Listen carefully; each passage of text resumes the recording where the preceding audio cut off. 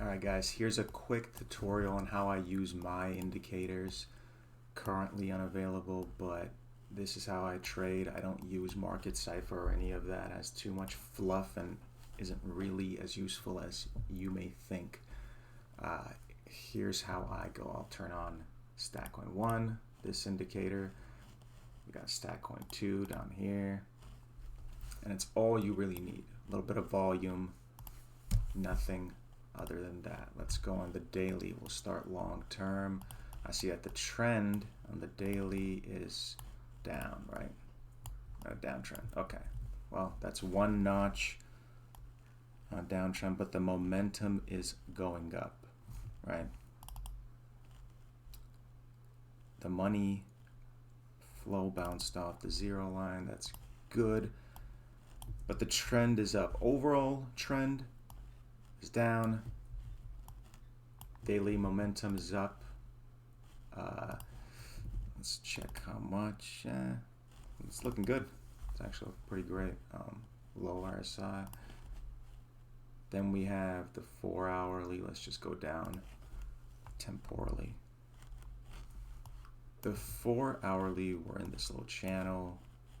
If the channel breaks, as it should, you know, that's about 9%. Let's say it breaks here.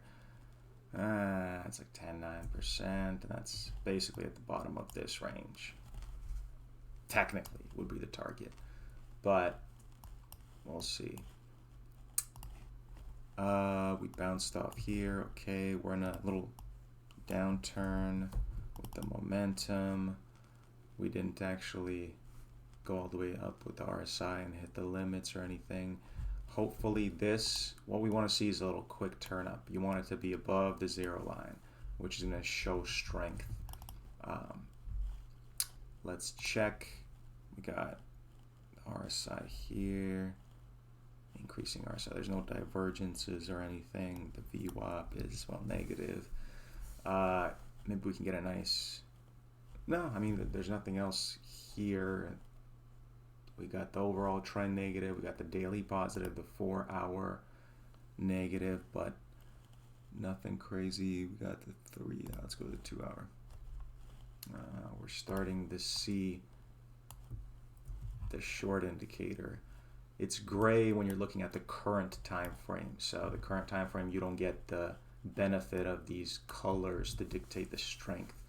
The gray shows you the current one, and every time we've seen it before, it was kind of marking pretty good entry right here, right? So it's showing a downturn. Sounds good.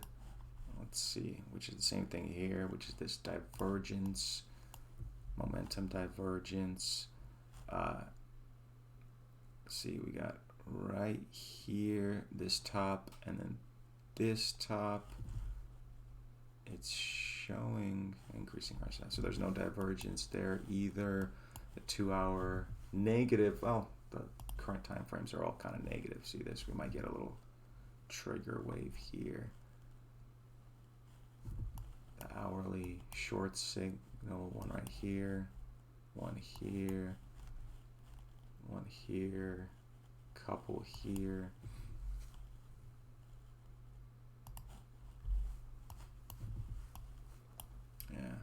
And then we have the CME Gap, which is on what I'm waiting for it to fill, right? Let's go on the daily, figure out the resistances. Looks like there's a resistance here, or automatically drawn. This is kind of how I'll trade. I'll just place a couple of these from the higher time frames. The other one's up here, so we don't really need to look at it as much. Let's look at the 4 hourly. You know, we got a couple here. 2 hourly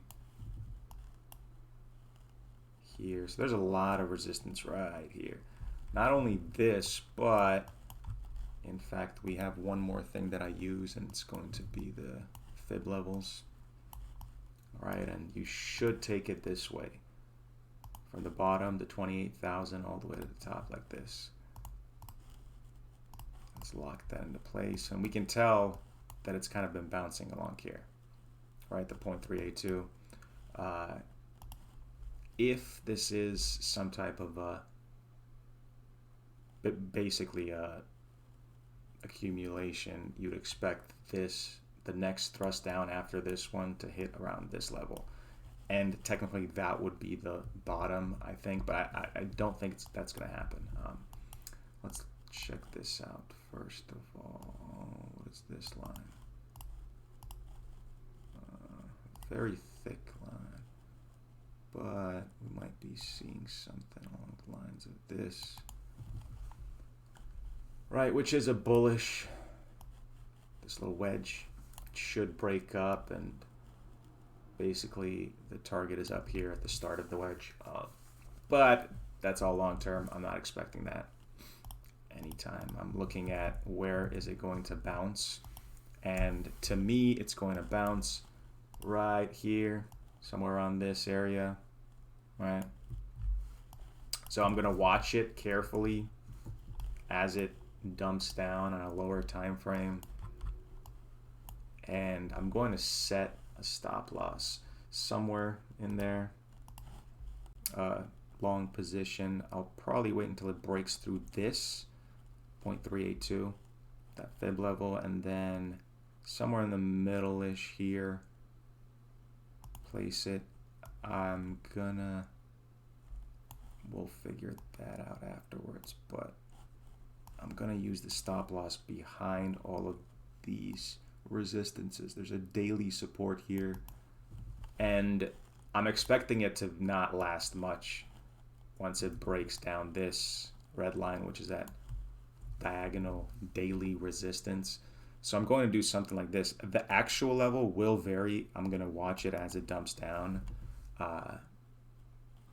and then set it, but the stop loss will be behind these. In fact, I'll probably put it behind this one right here, so I get this support as well, so somewhere around there, right? That's how I'm going to play.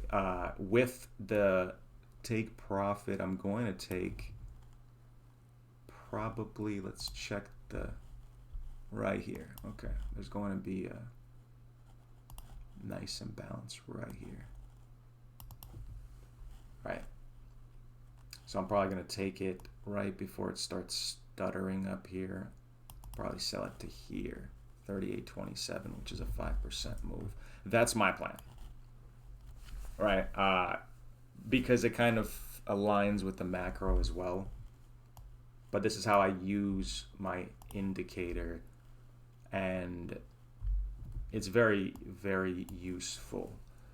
It's going to be available on TradingView soon. I got to do a little tweaking with the code, but other than that, it'll be available soon and you'll be able to use it. It's much more useful than Market Cypher. Market Cypher has a lot of stuff you will never use, and it bogs you down. It doesn't provide you with these red dots. They only have green dots but we short and long depending on what the market calls for it.